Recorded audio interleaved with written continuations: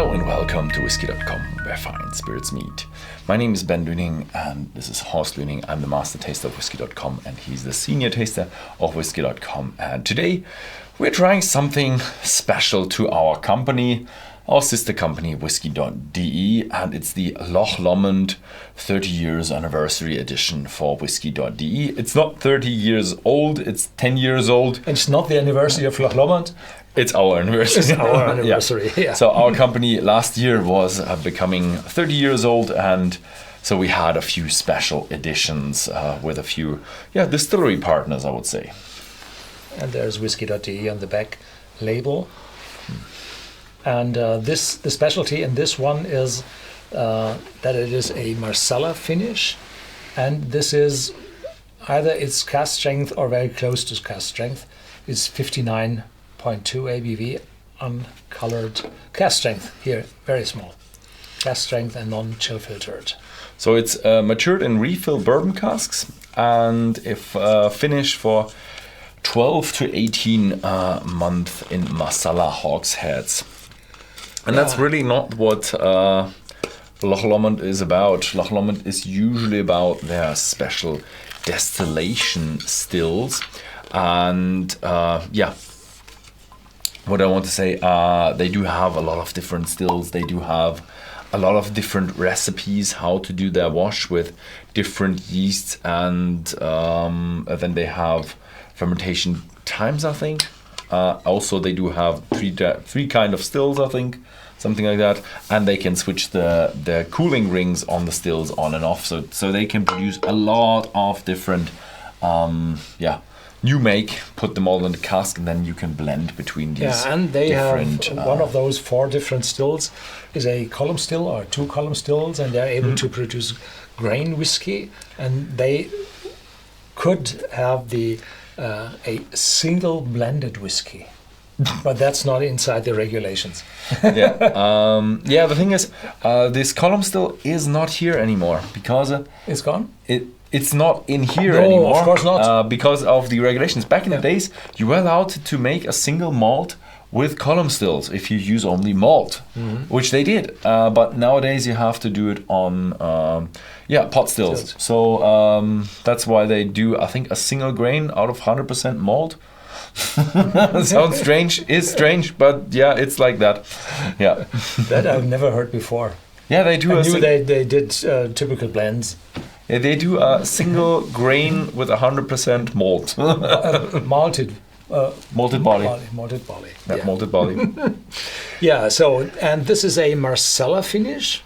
Means Marsala is a sweet fortified wine from Sicily. This is the big island south of Italy. And this is very comparable to sherry or port wine.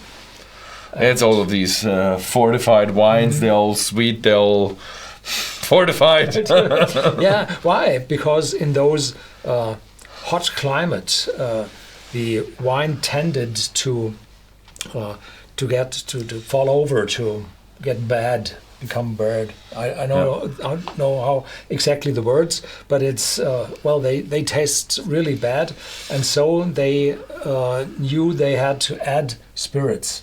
And they took the wine and produced spirits of that brandy and added that to increase the ABV. And with this increased ABV, the wine wouldn't turn bad. Yeah. So this is it. And now we have 59.2, so I have to dilute it. Otherwise, I would burn my 59 is really, really too high. Yeah, and this whiskey isn't 30 years old. We don't know exactly how old it is. Has a wonderful, fresh, fruity top note. Yeah, no close-up camera today. No close-up camera. I switch it on. Yeah, but it doesn't work. Okay. So, very good. Very intense. A little alcoholic note if you don't dilute. Oranges, resins from the cask. Yeah. Yeah, it smells really like a sherry cask, that typical sherry cask. You have these oranges, raisins, and a bit of nuttiness in there going on. And yes, if you stick your nose in too deep, then you do get a little bit of an alcoholic touch to it.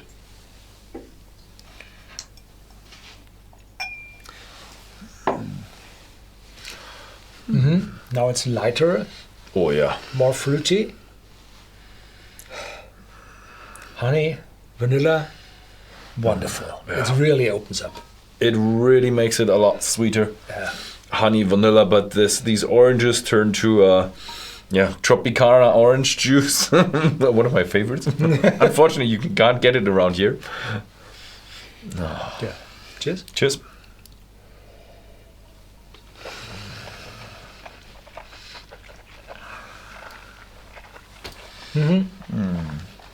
The oranges are really present, really intense.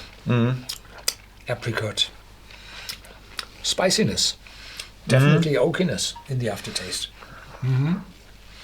I wouldn't have expected so much kick from what I have in the nose. It has a spiciness. And I was amazed that you have it too. You added a little bit more water than I did. But it has a spiciness. It has a little bit of a burning sensation. I think I'm still 49, 47, somewhere around there. I'm around 40, 45. So it's 59, close to 60. Yeah. You have to add at least a quarter. Yeah. I think I've added so much that I'm under 50. So yeah. It works. But it's a bit of a hefty sensation in there. But it's so nice. It has that fruity, sweet touch to it, a little bit of spiciness and oak in there. It's just amazing.